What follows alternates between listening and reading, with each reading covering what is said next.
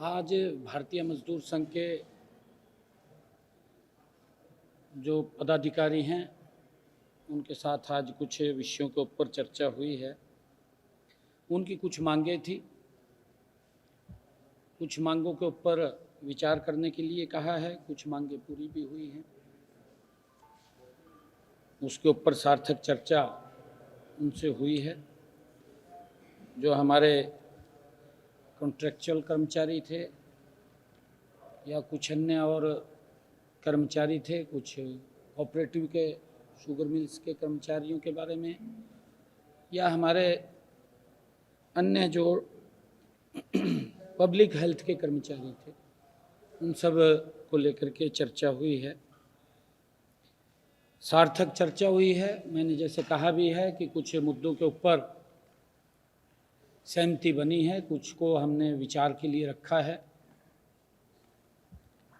High purchase committee की meeting भी आज हुई थी, क्योंकि एक हमारा यमुनानगर में जो सुपर क्रिटिकल यूनिट की स्थापना होनी है, उसको लेकर के इन्वायरमेंट की जो क्लियरेंस थी वो क्लियर हो गई है। जो भारत सरकार की कंपनी है BHEL को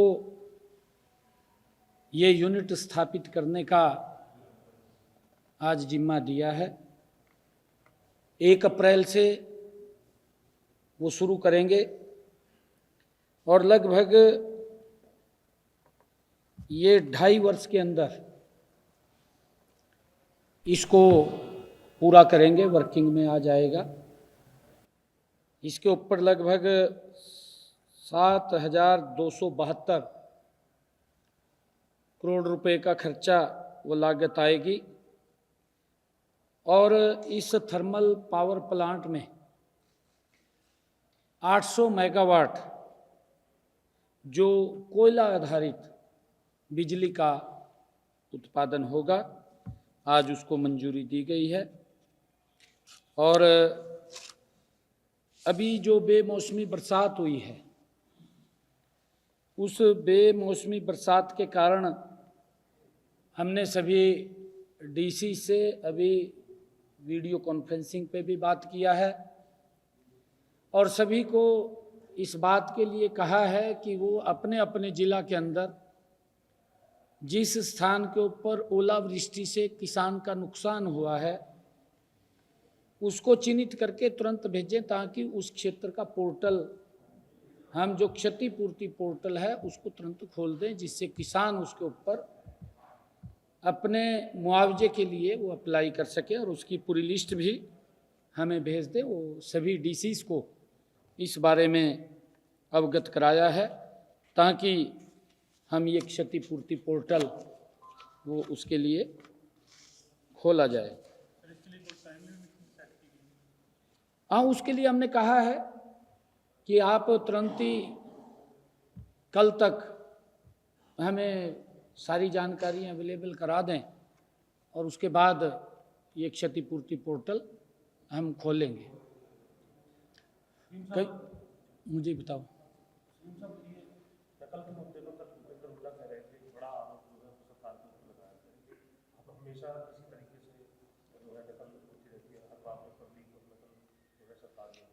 नहीं, देखिए, आपके 2 विषय आपने कहे हैं।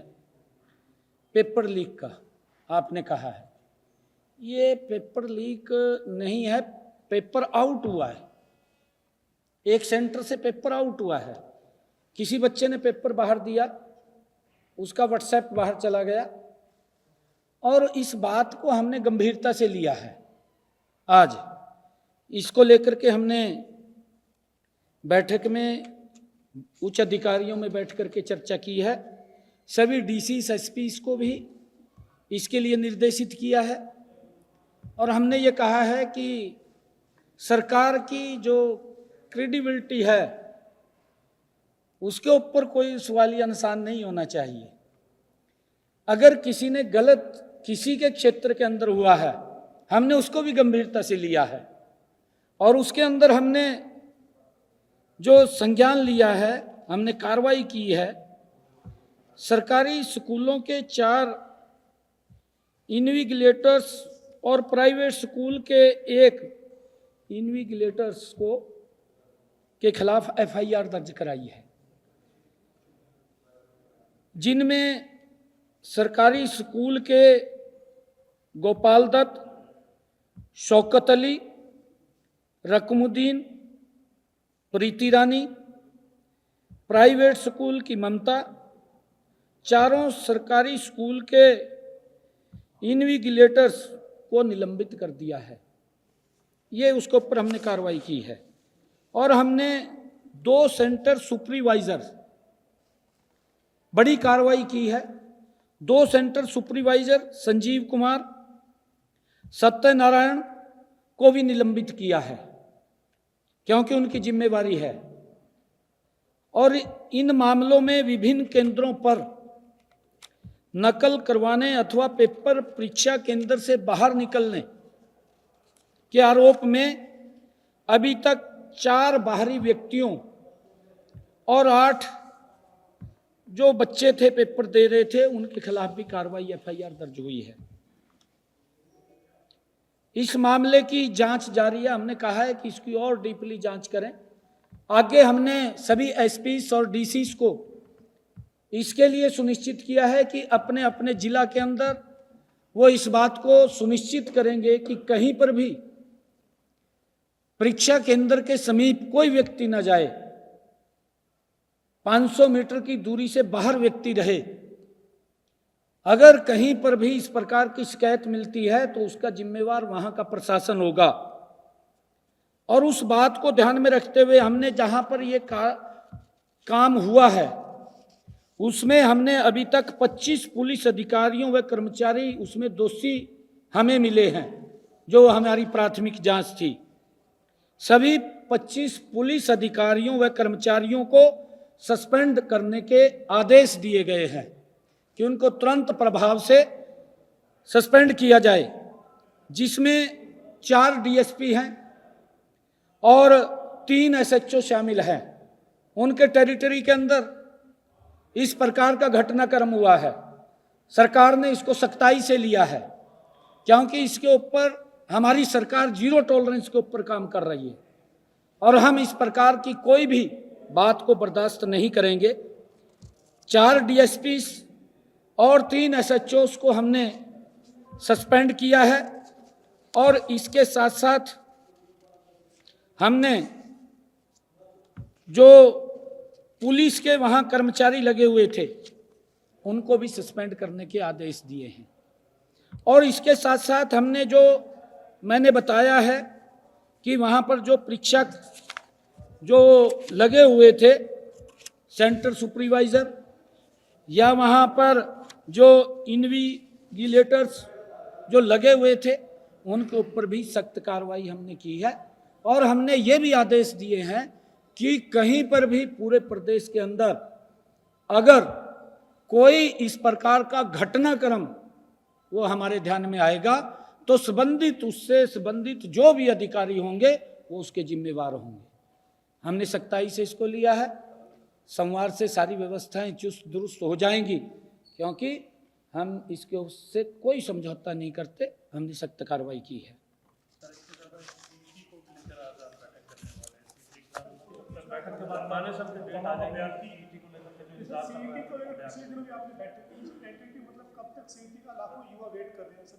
देखिए, हमने एनटीए से बात किया है, क्योंकि केंद्र सरकार की एजेंसी है, केंद्र की एजेंसी है एनटीए, उससे बात किया है।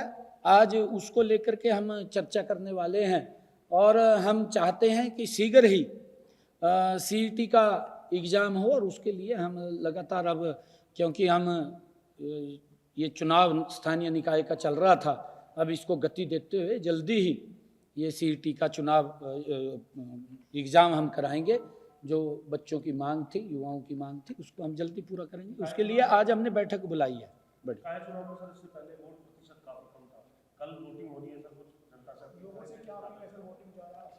देखिए, मैं लोगों से ये कहना चाहूँगा कि इस तीसरी सरकार के लिए, क्योंकि ये लोगों के साथ डायरेक्ट जुड़ी हुई सरकार है,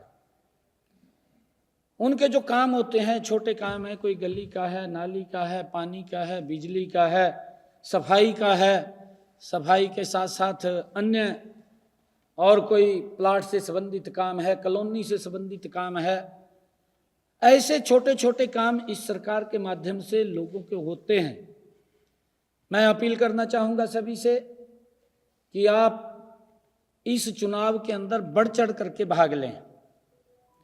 और मैं जिस प्रकार से पिछले दिनों लगातार हरियाणा प्रदेश के अंदर घूम रहा था, लोगों में एक बड़ा उत्साह, एक जोश देखने को मिल रहा है और लोगों ने मन बनाया है कि ये ट्रिपल इंजन की सरकार हरियाणा के अंदर 12 तारीख को बनेगी और हम मिलकर के गति से इस तीसरी सरकार के साथ विकास कार्यों को गति से आगे बढ़ाने का काम करेंगे। ये हमारी सरकार का कमिटमेंट है। मैं सभी हरियाणा वासियों से ये अपील करना चाहूँगा कि आप वोट जरूर पोल करने जाएं, अवश्य वोट पोल करने जाएं, क्योंकि ये आप लोगों से जुड़ी हुई सरकार का मामला है। आप भी करेंगे हम भी। 12 तारीख को सर ये रिजल्ट आएगा, 13 को आप बजट पेश करने वाले। मेरा गांव में है वैसे वोट। 13 तारीख को बजट पेश आप करेंगे, तो बजट किस तरीके का होगा सर हरियाणा के आपका पहला? अभी क्योंकि हमारा बीएससी की मीटिंग के अंदर ये फाइनल होना है कि हम बजट किस दिन पेश करेंगे। बजट हमने, क्योंकि हरियाणा प्रदेश के अलग अलग वर्गों से और पहली बार हमने पोर्टल बना करके लोगों के सुझाव भी लिए हैं। हर हरियाणा के लोगों के महत्वपूर्ण सुझाव हमारे पास आए हैं। लगभग 9,5-10 हज़ार पोर्टल के ऊपर सुझाव आए हैं। हमने युवाओं के बीच में जाकर के उनके सुझाव लिए हैं। हमने स्टार्टअप के बीच में जाकर के सुझाव लिए हैं। हमने महिला उद्यमी से सुझाव लिए हैं। हमने जो महिला जनप्रतिनिधि है उनसे सुझाव लिए हैं। हमने जो सेल्फ हेल्प ग्रुप की हमारी बहनें हैं उनसे सुझाव लिए हैं। हमने जो नमो ड्रोन दीदी है उनसे सुझाव लिए हैं। हमने जो टेक्सटाइल इंडस्ट्री के लोग हैं उनसे सुझाव लिए हैं। हमने जो इंडस्ट्रीज के लोग हैं उनसे सुझाव लिए हैं। हमने सीए से सुझाव लिए हैं, क्योंकि वो भी इसके अंदर जुड़े हुए हैं।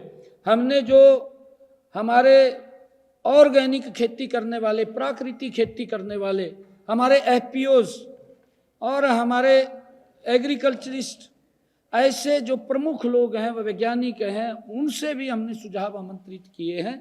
बहुत सारे वर्गों से हमने सुझाव लिए हैं। 3 तारीख को हमने हमारे हरियाणा के जो विधायकगण हैं उनके साथ भी हमने बैठना है प्री बजट को लेकर के, और 3 तारीख को हम विधायकों से भी सुझाव आमंत्रित करेंगे, उनके भी सुझाव हमारे पास आएंगे। तो उन सब को इस बजट के अंदर समाहित करके ये हरियाणा प्रदेश के 2 करोड़ 80 लाख लोगों की आकांक्षाओं, अपेक्षाओं का बजट होगा। हमारी आदरणीय मोदी जी के नेतृत्व के अंदर नॉन स्टॉप ये तीसरी सरकार का ये पहला बजट होगा और ये हरियाणा की अपेक्षाओं, आकांक्षाओं के ऊपर खरा उतरेगा। हमारी कर्जा बढ़ रहा है सरकार का, कुछ कर्जा कम हो, इसकी मैनेजमेंट किस तरीके से इसको कम किया जाएगा, सरकार कर्ज का बोझ बढ़ रहा है। नहीं, देखिए ये ऐसा नहीं है। अगर हम अदर स्टेट्स को देखें, हम अपनी लिमिट से बाहर नहीं हैं बिल्कुल भी। और अगर आप देखेंगे 2014 के पहले का हरियाणा, 2025 का हरियाणा, जमीन आसमान का अंतर है। हुड्डा साहब तो ये चाहते हैं कि पुराने वाले ज़माने में भी लोग उसी एक बीड़ी सी गली में चलते रहा। अब तो सड़कें चौड़ी हो गई हैं, पहले तो टाइट थी बहुत, वो सोचते नहीं थे भी इनको चौड़ा करना है। अब लोगों के रास्ते भी सरल हो रहे हैं, लोगों को सुविधाएं मिल रही हैं। हर प्रकार की सुविधा आज लोगों तक पहुंचाने का जो हमारी सरकार का कमिटमेंट है, समान रूप से हरियाणा प्रदेश का विकास, किसी क्षेत्र की अनदेखी नहीं है। हर क्षेत्र के अंदर समान रूप से विकास और गति से विकास, ये पिछले 10 वर्षों के अंदर हमारी सरकार ने सुनिश्चित किया है।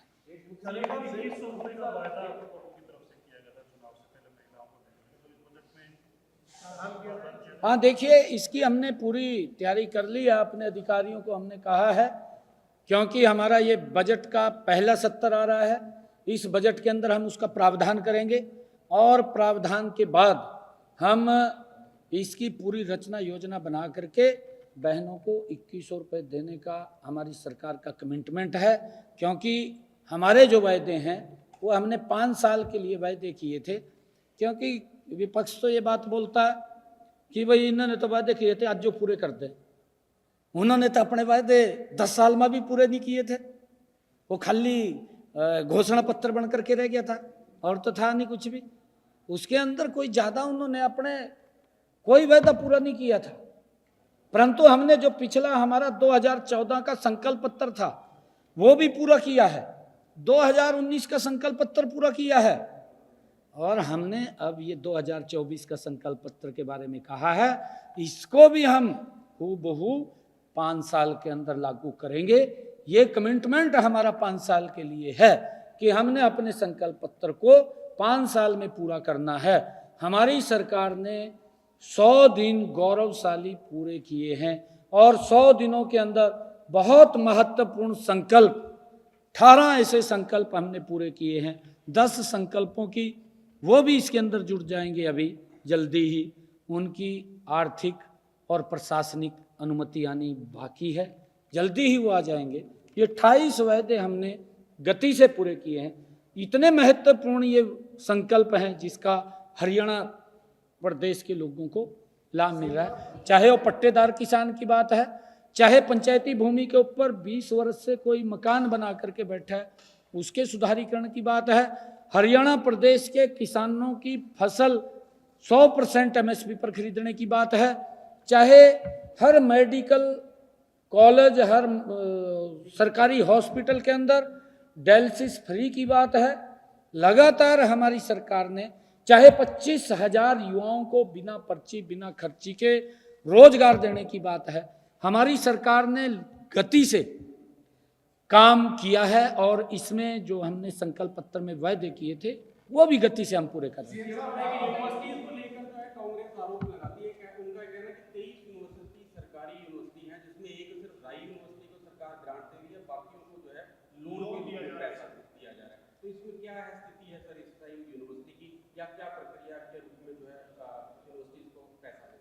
नहीं, देखिए ये ऐसा विषय नहीं है। सॉफ्ट लोन के ऊपर अगर दे रहे हैं तो उसमें दिक्कत क्या है? कांग्रेस को तो कोई दिक्कत नहीं होनी चाहिए, काम चला रहे हैं उनका। अब ये सारी व्यवस्थाएं सरकार की होती हैं, वो उनको भी मालूम है क्या क्या व्यवस्थाएं होती हैं, परंतु वो बाहर हैं, बाहर करके वो आरोप लगाते हैं। पता उनको भी है सारा कुछ कि कैसे सिस्टम को चलना है, कैसे चलाना है, ये उनको भी मालूम है, परंतु वो विकास नहीं कर पाए, वो प्रदेश का विकास नहीं कर पाए। अगर उनके समय में विकास हुआ तो क्षेत्रवाद का हुआ है, उस क्षेत्र के भी लोग तंग हैं। जिस क्षेत्र का उन्होंने विकास किया है वहां पर भी उतना विकास नहीं कर पाए जो करना चाहिए था। आज अगर आप लोग देखेंगे कि बारीक से बारीक जगह पर भी गति से वो एरिया बदलता हुआ दिखाई दे रहा है, इतनी गति से काम हो रहा है। सीएम साहब, अब आम आदमी पार्टी जो है वो अरविंद केजरीवाल को राज्यसभा भेजने का प्रयास कर रही है। किस तरीके से देखते हैं आम आदमी पार्टी के और अरविंद केजरीवाल के इस फैसले को? भेज देना चाहिए जल्दी से। उसका ऑप्शन क्या है ये बता पहला मेरे पास।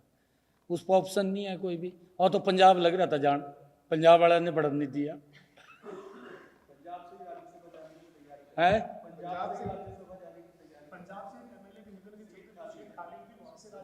देखिए, आम आदमी पार्टी का जो ईमानदारी का नकाब था वो पूरे देश के सामने भी उतर गया है और दिल्ली के लोगों ने खींच के उतार दिया। वो जो ये घोषणा करता था मैं कट्टर ईमानदार हूँ, मेरी पार्टी कट्टर ईमानदार है, क्योंकि मंच के ऊपर खड़ा होकर के बोलना एक, मैं तो ये बोलता था कहना आसान है करना मुश्किल है। अब केजरीवाल को तो ये था अभी मेरा तो राजी हूँ, मैं तो जाता नहीं हूँ, परंतु जिस प्रकार से ईमानदारी की आड़ में कुछ और चेहरा था और किस प्रकार से वहाँ की दिल्ली के लोगों को प्रताड़ित किया, किस प्रकार से वहाँ सुविधाओं से वंचित किया, यही स्थिति पंजाब में है। आज मैं आपके बीच में कह रहा हूं 2027 का पंजाब का चुनाव, वहां पर आम आदमी पार्टी साफ हो जाएगी, क्योंकि सेम पोजीशन वहां की, जो लोगों को आयुष्मान का लाभ दिल्ली में नहीं मिल रहा था, वही पंजाब में नहीं मिल रहा। उनको भी उसी के अंदर अड़जा रखा, सुविधा तो दे नहीं रहे, इधर उधर अड़जा रखा।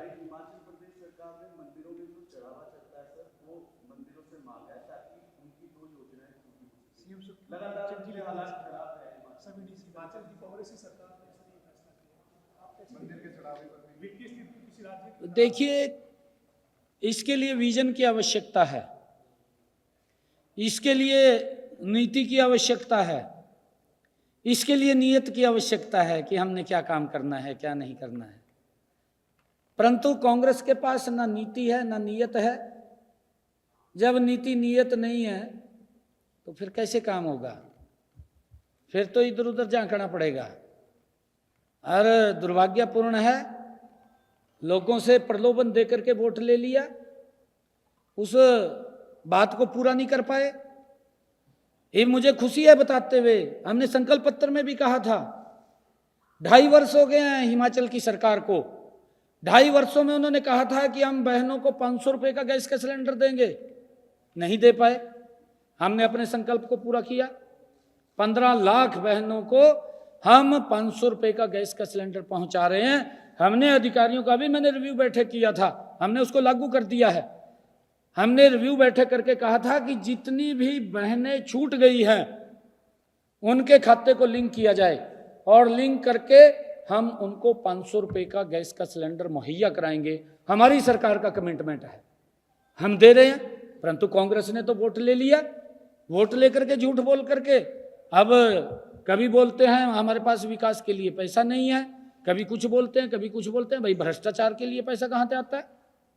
भ्रष्टाचार इतना हो जाता है कि उसके लिए भी पैसा आता है। परंतु इस बात को झूठ नहीं बोलना चाहिए, रेवड़ियाँ नहीं बांटनी चाहिए। जितनी चादर है उतने पैर पसारने चाहिए, तो चादर से ज़्यादा पैर पसार ले। केजरीवाल ने पसारे थे, फट गई चादर फट गई ना, ये कांग्रेस वाला की पटने वाली है। हिमाचल में जो 2-3 स्टेट रह गया उसकी पटने वाली है। तेलंगाना में भी पट जाएगी, कर्नाटक में भी फट जाएगी, जिधर इलेक्शन हो आगे, हिमाचल में भी साफ हो जाएगी। Thank you.